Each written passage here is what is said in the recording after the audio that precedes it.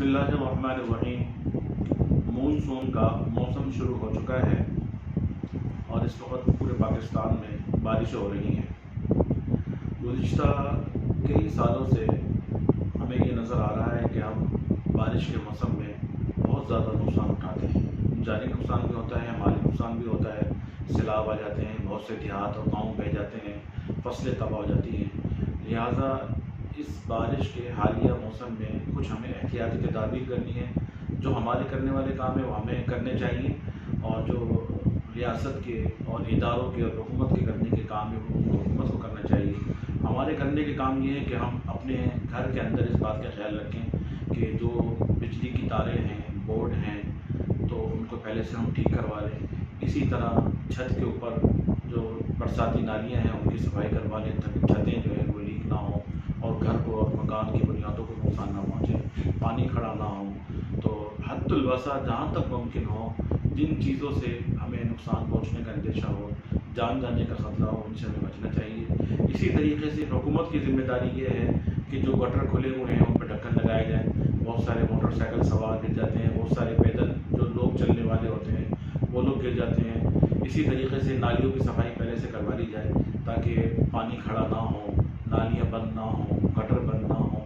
یہ صفائی کروانا یہ میونسپلٹی کی ذمہ داری ہے، اور اگر میونسپلٹی یا ادارے اپنی اس ذمہ داری کو پورا نہیں کرتے تو پھر لوگوں کو چاہیے کہ اپنی مدد آپ کے تحت گٹر کے ڈھکن لگوائیں۔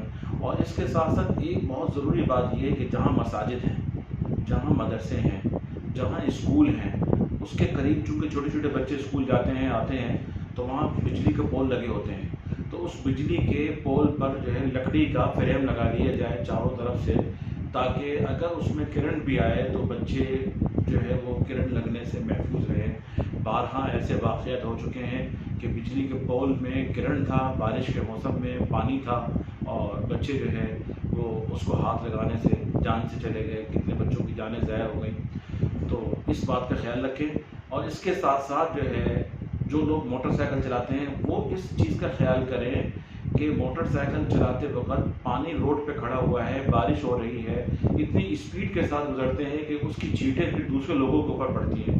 بہت سے لوگ نماز پڑھنے کے لیے جا رہے ہیں، ان کے کپڑے خراب ہو جاتے ہیں۔ اسی طرح رکشے والے، اسی طرح گاڑی والے، وہ بھی اس بات کے خیال نہیں کرتے، بہت پانی کھڑے ہوئے پانی کے پاس سے تیزی کے ساتھ گزرنے سے چھینٹیں اچھلیں گی اور لوگوں کو کے کپڑوں کو خراب کریں گی، اور اس طرح جو ہے بعض دفعہ جو ہے آپس میں لڑائی جھگڑے بھی پیدا ہو جاتے ہیں۔ اور اسی طرح اس بات کا بھی خیال کیا جائے کہ ہائی وے پر یا موٹر وے پر سفر کرتے ہوئے بارش کے موسم میں اپنی گاڑی کی اسپیڈ کنٹرول میں رکھی جائے۔